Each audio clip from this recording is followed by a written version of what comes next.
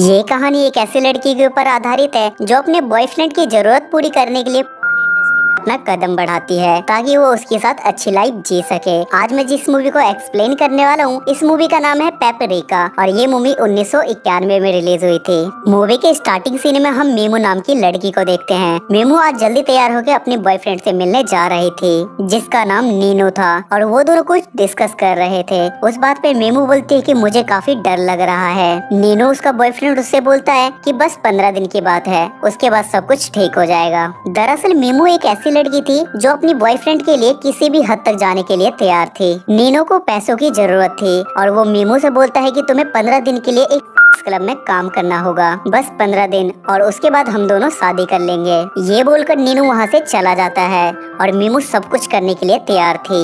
उसके बाद मीमू एक ब्रोथल में जाती है जहाँ वो ब्रोथल की ओनर कॉलेट से मिलती है। कॉलेट उसे ऊपर से लेके नीचे तक देखती है और बोलती है कि जितना तुम्हारे बारे में बताया गया था तुम उससे भी बहुत ज्यादा सुंदर हो। मीमू उससे बोलती है कि मुझे ब्रोथल के बारे में ज्यादा कुछ नहीं पता और वो थोड़ी नर्वस थी।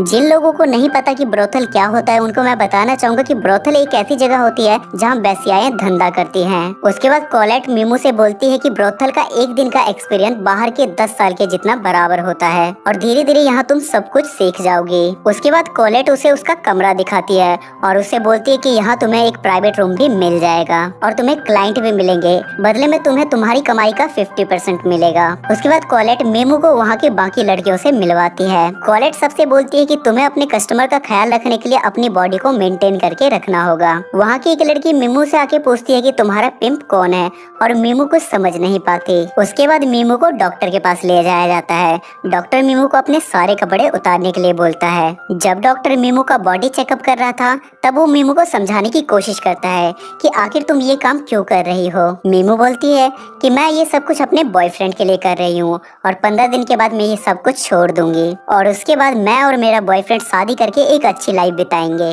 नेक्स्ट डे कॉलेट मीमू को पेपरिका नाम से सबसे इंट्रोड्यूस करवाती है जिसका लॉजिकली मतलब होता है लाल तीखी मिर्च। क्योंकि मीमू सुंदर तो थी लेकिन उसकी जुबान भी बहुत ज्यादा तेज थी। ब्रोथल में आते के साथ ही मीमू को उसका पहला क्लाइंट मिल जाता है और कॉलेट इसे देख के काफी खुश होती है। पेपरिका अपने क्लाइंट के साथ इंटीमेट हो रही थी लेकिन वो उसे आधे में ही रोक देती है जिस पर कॉलेट पेपरिका पे बहुत गुस्सा करती है और वो उसे लास्ट वार्निंग देती है कि अगर तुमने दोबारा ऐसा किया तो मेरे से बुरा कोई नहीं होगा। उसकी बात से पेपरिका काफी खुश रहने लगी थी क्योंकि ब्रोथल में जो भी क्लाइंट आता था वो पेपरिका को ही पसंद करता था।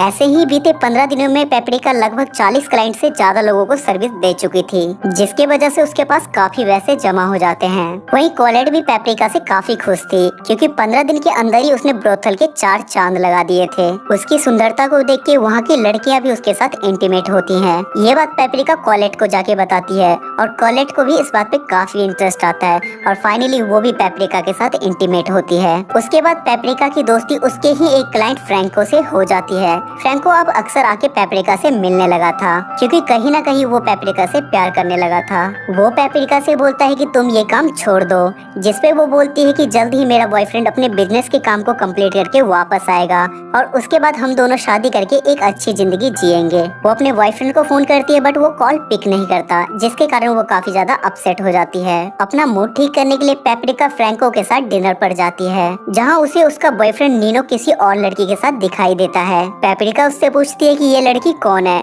और तुम लंदन से वापस कब आए, जिसपे वो लड़की भी पेपरिका से पूछती है कि तुम कौन हो। पेपरिका बोलती है कि मैं इसकी जीएफ हूँ, जिस पर वो हंसने लगती है और बोलती है कि मैं पिछले 3 साल से इसके साथ हूँ। ये बोलकर वो वहाँ से चली जाती है और नीनू उसके पीछे उसको मनाने जाता है। पेपरिका अब अंदर से काफी टूट जाती है क्योंकि जिसके लिए वो इतना सब कुछ कर रही थी वो ठरकी एक नंबर का धोखेबाज निकला। वो काफी रोती है लेकिन अब उसका फायदा फ्रैंको उठाता है। वो पेपरिका को अपने घर ले जाता है और उसके साथ इंटीमेट होता है। नेक्स्ट मॉर्निंग वो उसके लिए नाश्ता बना के लाती है। फ्रैंको उससे बोलता है कि मैं जल्द ही एक कैप्टन बनने वाला हूँ, क्या तुम मेरी वाइफ बनोगी? लेकिन पेपरिका उसे साफ मना कर देती है क्योंकि रिसेंटली उसे प्यार में धोखा मिला है और उसे अब प्यार पे बिलीव नहीं है। वो बोलती है कि मैं अभी भी ब्रोथल में काम करूंगी लेकिन बस अपने लिए। नेक्स्ट डे ब्रोथल में नीनो आता है और वो अकेले में पेपरिका से बात करने लगता है। वो उससे बोलता है कि तुम यहाँ जितने भी पैसे कमाती हो मुझे उसमें से 60% चाहिए। पेपरिका उससे बोलती है कि मैं तुम्हें जेल भेज दूंगी, जिस पर वो बोलता है कि तुम यहाँ अपनी मर्जी से आई हो और मैं तुम्हारा पिंप हूँ। यहाँ पेपरिका को पिंप का मतलब समझ आता है।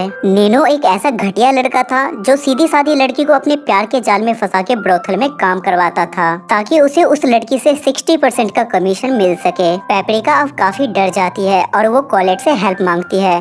कॉलेट बोलती है कि मैं तुम्हारी पूरी सहायता करूंगी। नेक्स्ट डे एक दूसरी लड़की का पिंप उसे बहुत मारता है क्योंकि उसने उसको कमीशन देने से मना कर दिया था। ये देखकर पेपरिका काफी डर जाती है और वो डिसाइड करती है कि वो इस ब्रोथल को छोड़ के यहाँ से दूसरे शहर चली जाएगी और वहाँ पे कोई अच्छी सी जॉब करके अपनी लाइफ बिताएगी। और नेक्स्ट डे पेपरिका यहाँ से निकल जाती है, लेकिन रास्ते में उसे उसी लड़की का पिंप दिखाई देता है जिसने उस लड़की को मारा था। वो पेपरिका को पहचान लेता है और ट्रेन में ही जबरदस्ती उसके साथ इंटीमेट होता है। तभी सीन स्विच होता है और हम पेपरिका को उसी लड़के के साथ एक नॉर्मल कंडीशन में देखते हैं। वो पेपरिका से बोलता है कि मैं तुम्हें एक अच्छी सी एक्ट्रेस की जॉब दिलाऊंगा, लेकिन वो साफ मना कर देती है क्योंकि उसे अब किसी पे भरोसा नहीं है। उसके बाद पेपरिका एक बार क्लब में जॉब के लिए जाती है, लेकिन वहाँ का ओनर उसे अलग ही तरीके से ट्रीट करता है और वो पेपरिका को रिजेक्ट कर देता है क्योंकि उसी पिंप ने बार के ओनर से पेपरिका को जॉब देने के लिए मना कर दिया था। कहीं ना कहीं वो पिंप पेपरिका से अपना कमीशन बनाने की सोच रहा था। अब उसके पास कोई ऑप्शन नहीं था और वो उसी पिंप के कहने पे एक नए ब्रोथल में काम करने लगती है और उस पिंप के जाल में फंस जाती है। अब पेपरिका एक बहुत बड़े सिटी में थी जिसके कारण वहाँ बहुत बड़े बड़े अमीर लोग आते थे और उसे पिछले ब्रोथल से 4 गुना ज्यादा पैसे मिलते थे। अब पेपरिका यहाँ बहुत ज्यादा खुश थी, लेकिन एक दिन अचानक से वहाँ पे काम कर रही दूसरी लड़की की मौत हो जाती है। उसे देख के पेपरिका काफी डर जाती है क्योंकि उसे लग रहा था कि ब्रोथल में काम करते करते एक दिन उसके साथ भी ऐसी ही बीमारी हो जाएगी। फिर एक बूढ़ा क्लाइंट उसे समझाता है कि तुम्हारे साथ ऐसा कुछ नहीं होगा। कुछ समय बाद पेपरिका को वहाँ फ्रैंको मिलता है जिसे देखकर उसके खुशी का ठिकाना नहीं रहता और दोनों पलंग तोड़ते हैं। फ्रैंको पेपरिका से कहता है कि मुझे एक बोट लेनी है और मुझे पैसों की नीड है, जिस पर पेपरिका उसे कुछ पैसे देती है, जिस पर फ्रैंको बोलता है कि मैं जल्द से जल्द तुम्हारे ये पैसे लौटा दूंगा और उसके बाद हम दोनों शादी करेंगे। अगले दिन पेपरिका जहाँ काम करती थी वहाँ पुलिस की रेड पड़ जाती है और वो ब्रोथल बैन हो जाता है। पेपरिका के पास फिर से कोई ऑप्शन नहीं था, इसलिए वो दूसरे शहर में जाके एक नए ब्रोथल को ज्वाइन करती है। पेपरिका को ये बात अच्छी तरीके से पता था कि सारे ब्रोथल धीरे धीरे बंद हो जाएंगे। उसके बाद पेपरिका को पता चलता है कि फ्रैंको की बोट पुलिस ने पकड़ ली है,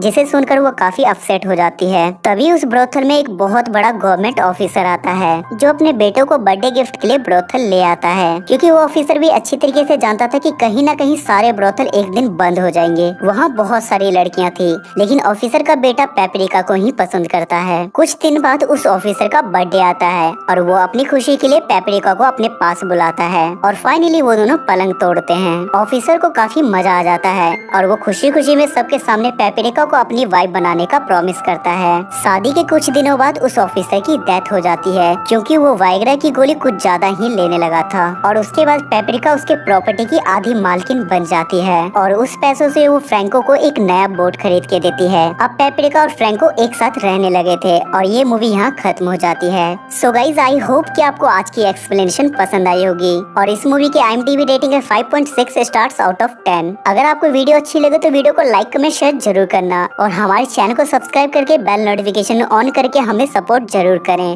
तब तक के लिए स्टे सेफ, स्टे हेल्दी।